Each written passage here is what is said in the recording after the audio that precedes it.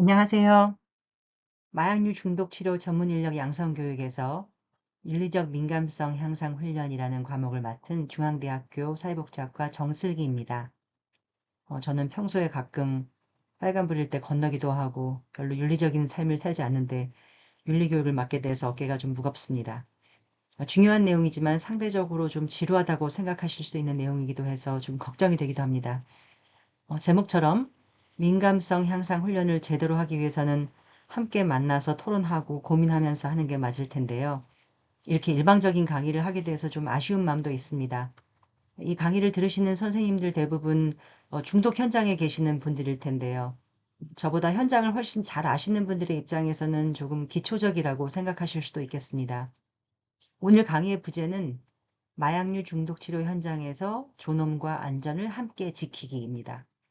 중독 치료 현장에서 윤리는 단순히 규칙을 잘 지키는 문제는 아니겠죠.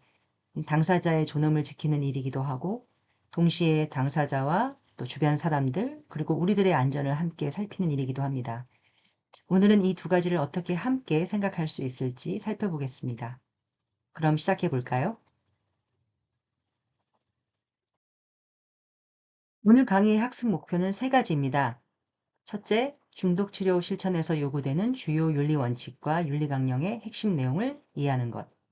여기에는 비밀보장이라든가 자기결정권, 또 생명과 안전, 차별금지, 전문적 책임, 기록과 평가의 책임 같은 아마 선생님들에게 익숙한 내용들이 다소 포함됩니다. 둘째, 중독 현장에서 발생할 수 있는 윤리적 딜레마를 인식하고 분석하는 것입니다.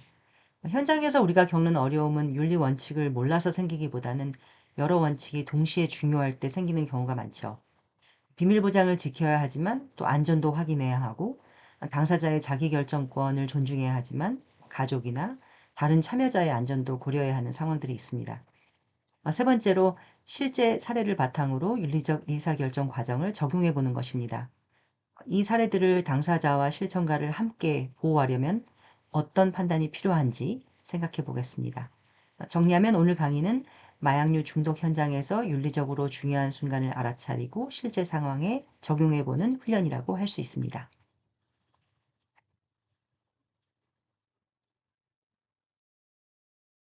오늘 강의는 크게 두 부분으로 구성되어 있습니다. 일부에서는 윤리적 민감성을 이해하고 중독 현장에서 요구되는 윤리 원칙과 실천 기준을 살펴보겠습니다.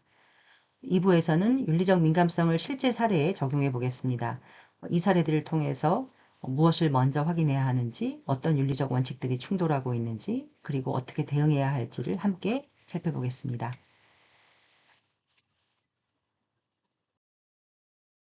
그럼 지금부터 1부를 시작하겠습니다.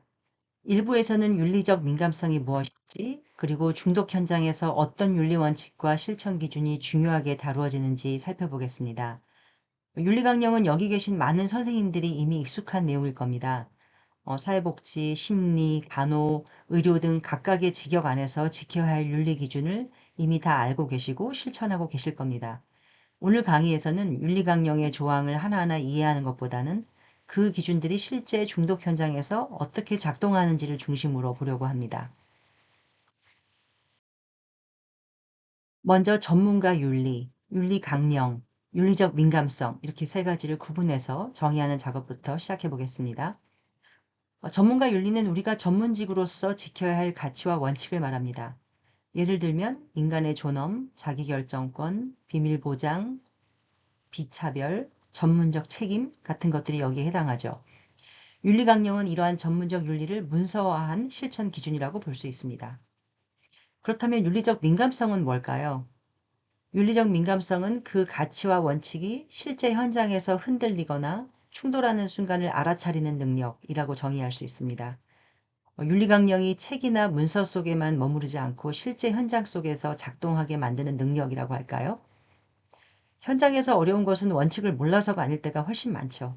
오히려 모든 것들이 굉장히 익숙하고 비밀보장도 알고 안전도 중요하고 자기 결정권도 중요하고 보호도 필요한 상황에서 어려움들이 생기기 마련입니다. 무엇을 먼저 보고 어떻게 판단해야 할지 쉽지 않은 거죠. 예를 들어 자기 결정권을 존중해야 한다는 원칙을 잘 알고 있지만 지금 이 당사자의 선택이 정말 자유로운 선택인지 혹은 두려움이나 압박 속에서 나온 선택인지 질문하는 것. 말하자면 이런 것이 윤리적 민감성입니다. 또 차별하지 않아야 하는 원칙도 잘 알고 있죠. 그런데 내가 느끼는 불편함이나 편견이 상담 태도에 영향을 주고 있지는 않은지 알아차리는 것, 이것도 윤리적 민감성입니다. 그래서 이번 강의에서는 선생님들과 함께 마약류 중독 실천 현장에서 어떤 순간이 윤리적으로 중요한 순간인지를 알아차리는 힘을 함께 길러보기로 합니다. 그렇다면 중독 현장에서 자주 만날 수 있는 윤리 원칙은 어떤 것들이 있을까요? 이런 내용들은 선생님들께 굉장히 익숙한 내용이라서 좀 기초적이라고 생각하실 수 있을 것 같긴 한데요. 점검하는 차원에서 한번 이야기를 하고 가겠습니다. 먼저 비밀보장과 신뢰, 아주 익숙하시죠? 중독 문제를 가진 당사자는 자신의 사용 경험이나 다시 사용하게 되는 문제라든가 법적 문제, 가족 갈등을 쉽게 말하기 굉장히 어렵습니다. 그래서 안전하게 말할 수 있는 관계가 더 중요합니다. 두 번째는 자기결정권. 당사자가 어떤 도움을 받을지, 어떤 회복 과정을 선택할지 함께 결정할 권리가 있다는 내용이죠. 다만 자기결정권을 존중한다는 것이 위험한 상황을 방치하는 뜻은 아니고요. 세 번째는 생명과 안전 보호입니다. 자살 위험, 과다 복용, 폭력, 아동 안전처럼 생명과 신체적 안전이 관련된 문제는 가장 중요하게 다루어야 합니다. 네 번째는 차별 금지와 존엄입니다. 마약류 사용 경험이나 법적 문제, 성별, 성적 지향, 장애, 빈곤 이런 여러 가지 이유로 당사자를 차별하거나 존엄을 훼손해서는 안 된다는 내용입니다. 다섯 번째는 회복 지향성과 최소 해약입니다. 중독 실천에서는 재사용이나 위기가 발생할 수 있는 경우가 굉장히 많죠. 이럴 때 단순히 이들을 서비스로부터 배제하기보다는 다시 회복으로 연결될 수 있는 통로를 만드는 것이 매우 중요합니다. 마지막으로 전문적 책임과 기록이 있습니다. 우리는 자신의 역량과 한계를 알고 필요할 때 슈퍼비전을 잘 활용해야 합니다. 또 기록과 평가도 정확하고 공정하게 다뤄야 합니다. 중요한 것은 이런 원칙들이 각각 독립적으로 존재하기보다는 실제 현장에서 자주 함께 등장하고 또 충돌하기도 하는 거죠. 윤리적 민감성이라는 것은 바로 이런 원칙들이 현장에서 어떻게 충돌하는지 알아차리는 힘이라고 할 수 있습니다. 그런데 현장에서는 모든 윤리 원칙이 중요하다고 말하는 것만으로는 충분하지 않을 때가 있습니다. 비밀 보장 당연히 중요하죠. 자기결정권도 중요하고 당사자 존엄도 중요하고.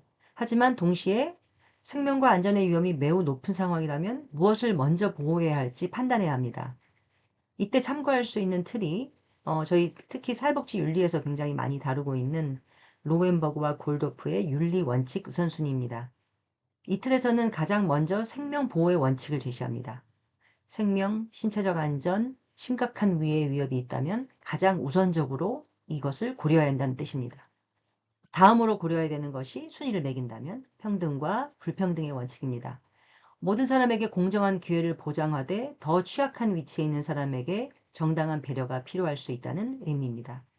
세 번째는 자율과 자유의 원칙, 그리고 네 번째는 최소 해악의 원칙, 개입이 불가피하다면 가능한 한 해를 가장 적게 주는 방식을 선택해야 하는 거죠.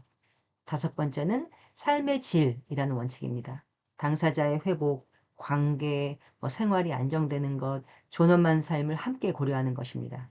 여섯 번째는 사생활 보호와 비밀 보장의 원칙, 그리고 마지막은 성실의 원칙입니다. 실천가는 신뢰를 지키고 약속을 존중하고 정확한 정보를 제공해야 합니다. 여기서 중요한 것은 이런 우선순위가 기계적인 정답표는 아니라는 것입니다.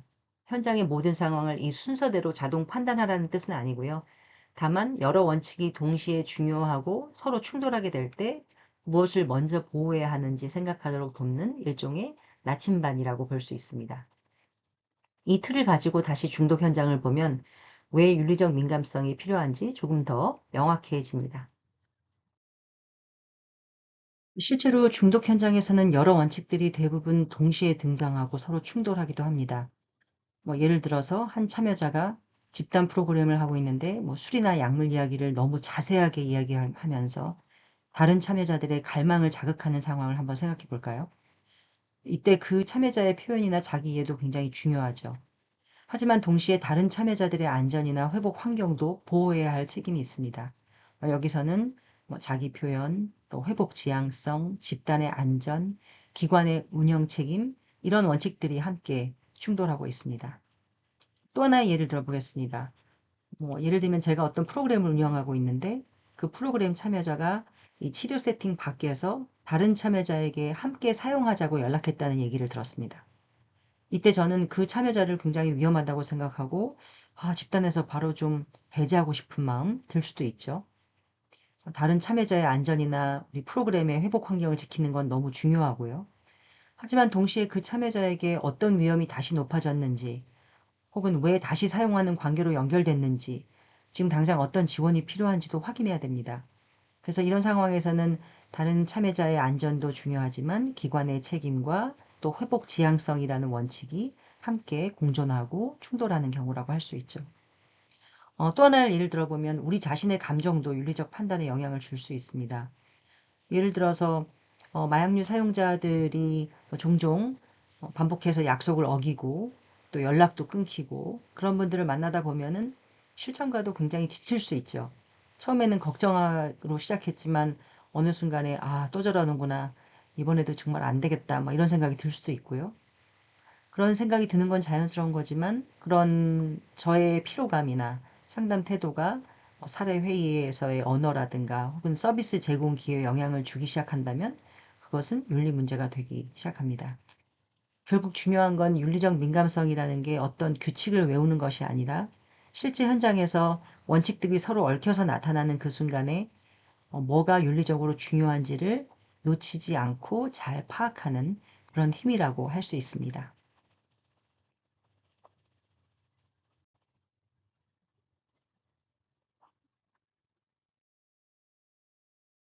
중독 현장에서 발생할 수 있는 윤리적 문제가 꼭 큰 위기 상황에서만 발생하는 건 아닙니다. 자살 위험이 드러났다거나 바로 법적으로 보고할 상황이 생겼다거나 혹은 가족이 강하게 항의하는 그런 상황만 윤리적 장면은 아닌 거죠. 오히려 윤리적 문제는 일상적인 말이나 우리의 판단 속에서 드러나는 경우도 꽤 있습니다. 예를 들면 우리가 당사자를 어떻게 부르는지, 사례회의에서 어떤 표현들이 사용되는지, 또 상담 기록에 어떤 문장들을 남기는지, 다시 사용하게 된 것을 어떻게 해석하는지, 가족에게 어떻게 한마디를 전달하는지, 프로그램 규칙을 어떻게 적용하는지, 이런 모든 장면이 윤리와 연결되어 있다고 볼 수 있습니다. 예를 들어 같은 재사용이라고 하더라도 또 실패했구나 이렇게 생각할 수도 있고 또 다르게는 위험이 다시 높아졌네 라는 신호라고 볼 수도 있습니다. 이런 차이는 단순한 표현의 차이는 아닙니다. 그 사람을 어떻게 이해하고 어떤 개입을 선택하고 어떤 기회를 남겨둘 것인가의 차이로 이어집니다. 그래서 우리가 생각할 것은 종종 나는 지금 이 사람을 돕고 있는 사람인가? 혹은 이 사람을 관리하고 있는 건가? 이 사람을 통제하고 있는 건가? 이런 생각들을 한 번씩 해보는 것도 도움이 될 수 있습니다. 물론 현장에서는 지원하고 관리하고 통제하고 하는 것들이 완전히 분리되지 않은 경우도 많죠. 특히 마약류 중독 실천에서는 보호 관찰, 기관의 규칙, 가족 요구, 또 안전 문제 것들 이런 것들이 함께 얽히기 때문에 실천가가 관리자 역할을 하게 되는 순간도 있습니다. 하지만 중요한 것은 내가 지금 어떤 위치에 서 있는지 알아차리는 것이고 이런 알아차림도 윤리적 민감성의 굉장히 중요한 한 부분입니다.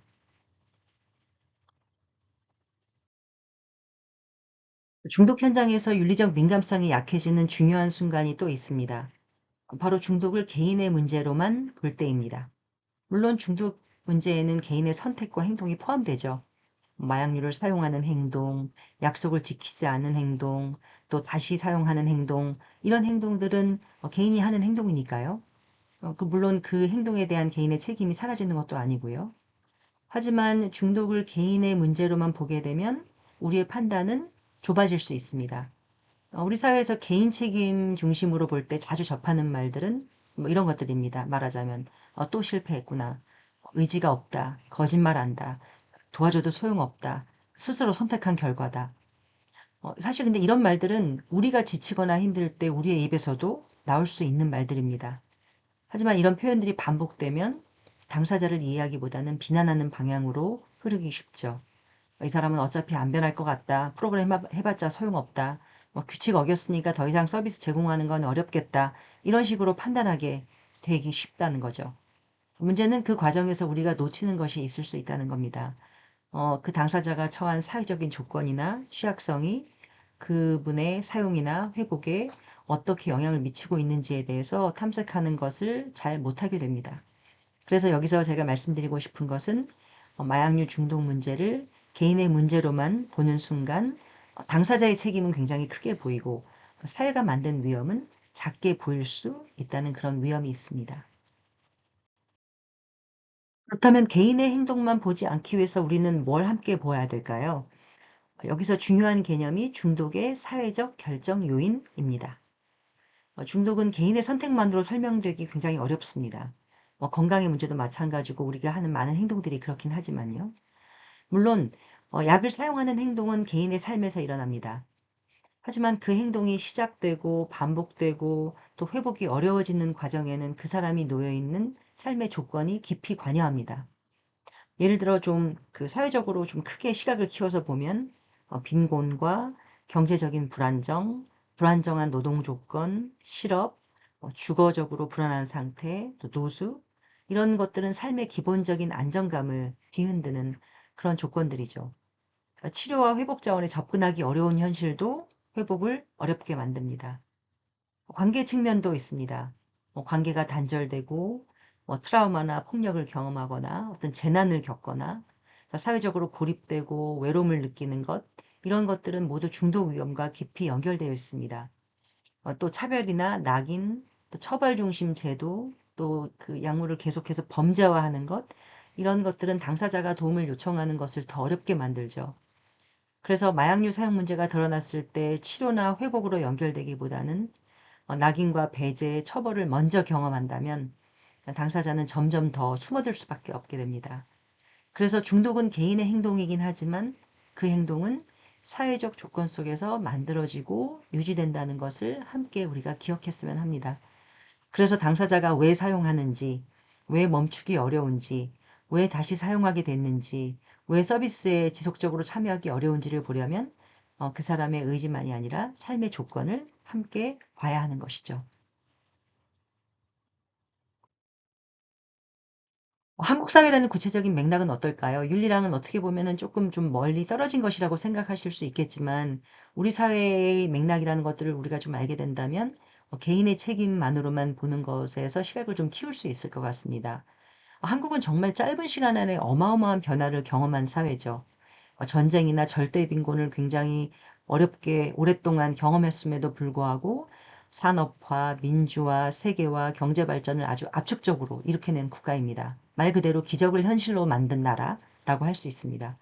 하지만 이런 빠른 성장의 이면에는 여러 어두운 지표들도 공존하고 있습니다. 선생님들 잘 아시는 것처럼 높은 자살률, 성별 임금 격차, 또 아동, 청년, 성인의 우울 문제, 노인 빈곤, 저출생 같은 문제들이 그렇습니다. 특히 또 최근에 많이 언급되는 의지할 사람이 없다는 고립의 문제, 또 청소년, 청년들의 불안과 우울이 점점 증가하고 있고, 심지어는 이건 작년 데이터긴 한데 10세 미만 어린이들의 우울증까지 증가하고 있다는 그런 굉장히 좀 우울한 소식들이 들립니다. 이런 지표들은 어떻게 보면 각각 다른 문제처럼 보일 수 있지만 공통적으로는 지금 한국 사회에서 살아간다는 것이 많은 사람들에게 얼마나 불안정하고 고립되고 경쟁적일 수 있는지를 잘 보여주는 것이라고 생각합니다. 이제는 경제 성장만으로는 사람들의 행복과 건강이 자동적으로 보장되지는 않는다는 그런 연구 결과들이 굉장히 많이 있습니다. 특히 한국처럼 어느 정도의 선진국의 반열에 올라간 국가들은 더더욱 그렇죠. 이처럼 경쟁 사회 그리고 불평등이 심한 사회에 살수록 사람들은 내가 이 사회 안에서 어디에 위치하는지를 더 예민하게 느끼게 됩니다. 요즘처럼 SNS가 활발하게 사용되는 이런 사회에서는 더더욱 그렇죠. 계속해서 비교하게 되고 나의 지위에 대한 불안감, 또 수치심 이런 것들이 굉장히 커지고 사회적인 고립과 불신도 증가하게 됩니다. 그래서 이런 조건들이 계속해서 누적되게 되면 정신 건강이 어려워질 수밖에 없는 그런 상황인 거죠. 그래서 이런 경우에 어떤 사람들에게는 술, 약물, 도박이 당장의 불안이나 외로움, 수치심을 잠시 피하게 해주는 쉬운 도피처가 되기도 합니다. 그래서 중독 문제는 분명 개인의 삶에서 일어나는 문제고 개인의 행동과 선택이 굉장히 중요한 문제이기도 하죠. 하지만 동시에 이런 경쟁, 불평등, 고립, 사회적 취약성이 개인의 삶에 오랫동안 누적된 결과일 수도 있습니다. 그래서 중독 문제를 볼 때 한국 사회의 삶의 조건을 함께 보는 것은 당사자가 왜 그 위험에 가까워졌는지, 그리고 왜 회복을 유지하기 어려운지를 더 잘 이해하기 위한 출발점이고, 이런 관점을 가지고 있는 것이 윤리적 민감성을 갖추는 또 하나의 조건이 된다고 생각합니다.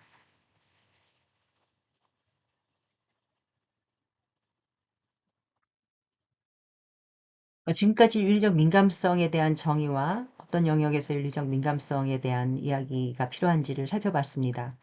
그리고 중독 현장에서 왜 이런 윤리적 민감성이 필요한지, 그리고 왜 사회적 맥락까지 같이 보아야 하는지에 대해서도 살펴봤습니다.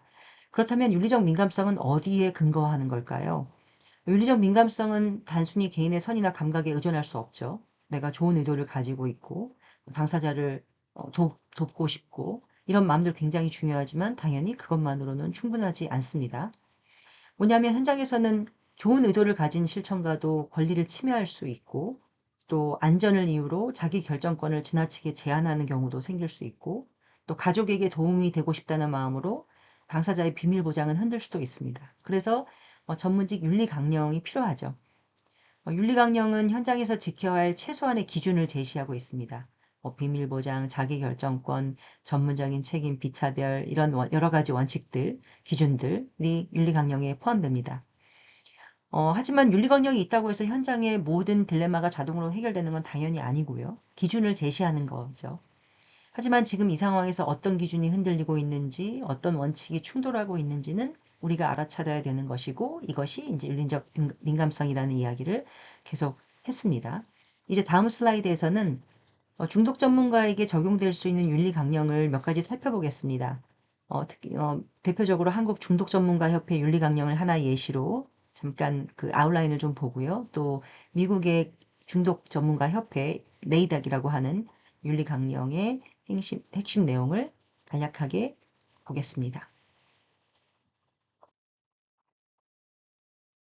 이 강의를 들으시는 선생님 대부분 이미 각자의 직역이 가지고 있는 전문직 윤리 강령에 익숙하실 것입니다. 그래서 오늘 이 시간에 너무 자세하게 이것들을 반복하지는 않겠습니다. 다만 마약류 중독 치료 현장이 여러 직역의 전문가들이 함께 만나는 영역이기도 하죠. 사회복지 상담, 간호, 의료, 보호관찰, 사법체계가 서로 연결되는 현장이기도 하고요. 그래서 여기서는 하나의 예시로 우리 그 직역들을 아우르는 한국중독전문가협회 윤리강령을 예시로 소개를 드리겠습니다. 중독 전문가에게 요구되는 윤리적 기준을 한눈에 확인하는 참고 자료로는 의미가 있습니다. 선생님들 이 내용을 아주 익숙하게 아시는 분들은 빠르게 이 부분을 좀 넘기셔도 될 것 같습니다. 몇 가지 좀 설명을 간략하게 드리자면 한국중독전문가협회 윤리강령은 총 8개 장 51개 조항으로 구성되어 있습니다. 상담 시의 관계 형성, 비밀 유지, 전문가의 책임, 다른 중독 전문가와의 관계, 평가와 사정, 교육과 훈련 및 슈퍼비전, 연구와 출판, 그리고 윤리 문제 해결을 다루고 있습니다.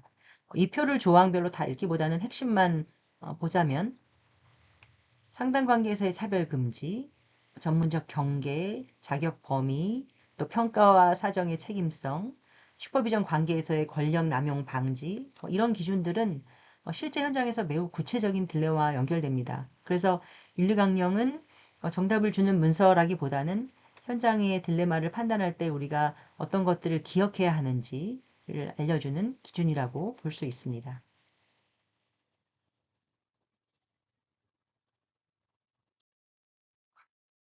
이번에는 미국 네이닥 윤리광령을 좀 살펴보겠는데요. 네이닥은 미국의 중독 전문가 협회이고 여기서 제시하는 윤리강령은 중독 전문가뿐만 아니라 관련 조직들이 참고하는 윤리 기준이라고 합니다. 네이닥 윤리강령은 지금 최신판이 2025년판 기준으로 11개의 원칙과 약 259개의 세부 기준으로 이루어진 꽤 방대한 문서입니다. 그만큼 중독 현장의 윤리적 쟁점을 아주 세밀하게 다루고 있습니다.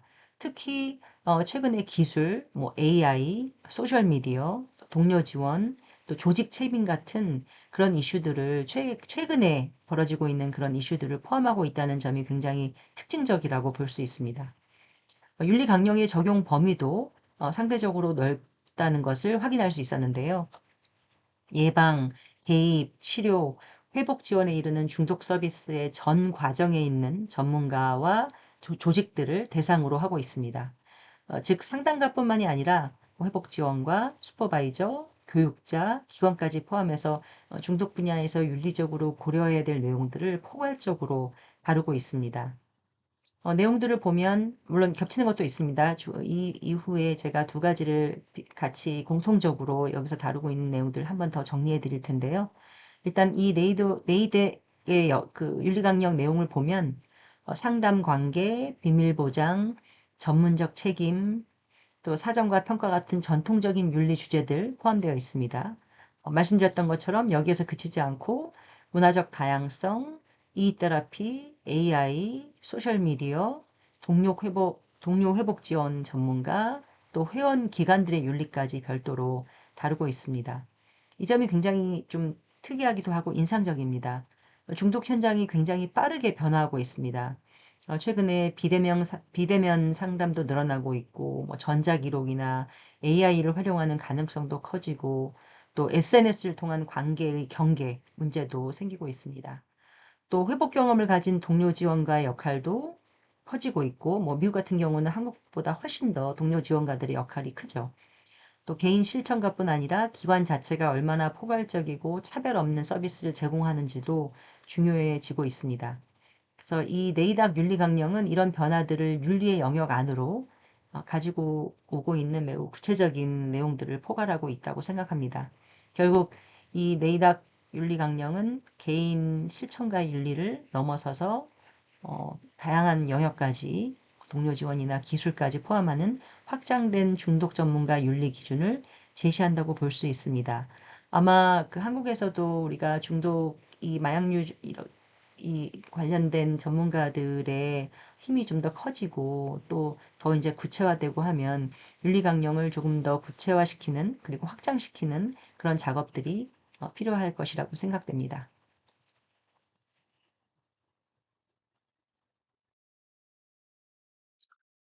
이렇게 한국 중독전문가협회 윤리강령과 미국 네이닥의 윤리강령을 간단히 살펴봤습니다.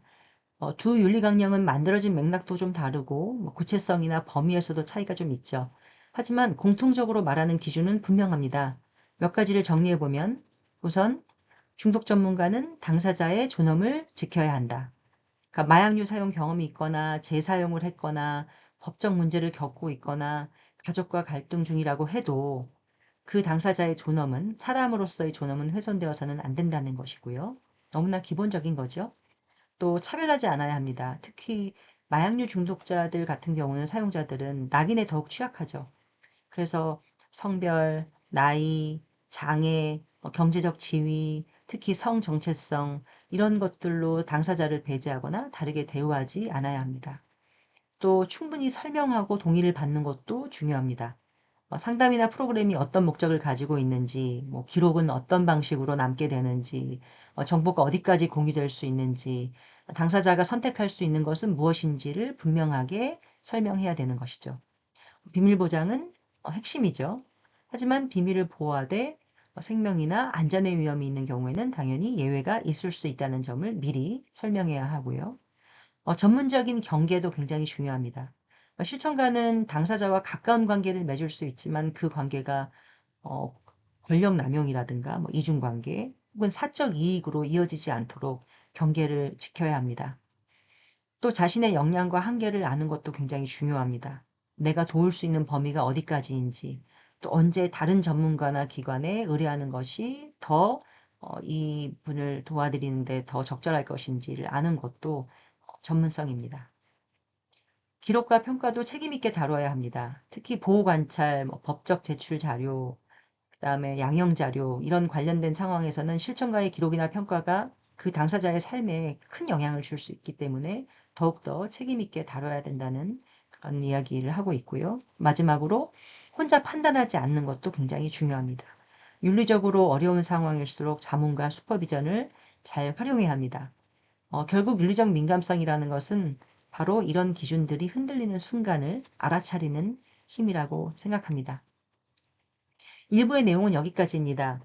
일단 1부에서는 윤리적인 민감성의 의미, 중독을 개인의 문제로만 볼 때 생기는 위험, 또 중독 전문가 윤리 강령의 핵심 내용들을 살펴봤습니다. 2부에서는 실제 사례를 중심으로 윤리적 민감성이 필요한 순간을 좀 함께 살펴보고요. 윤리적 민감성을 적용하는 훈련을 해보려고 합니다. 일반적인 강의에서 얼만큼 이 훈련이 잘 될 수 있을지는 조금 걱정이 됩니다만 어떤 정답을 찾기보다는 어떤 원칙들이 충돌하고 있는지를 찾아내는 훈련, 그리고 우리가 무엇을 먼저 확인해야 되는지, 그리고 어떻게 당사자의 존엄과 안전을 함께 지킬 수 있는지를 생각해 보는 시간을 갖겠습니다.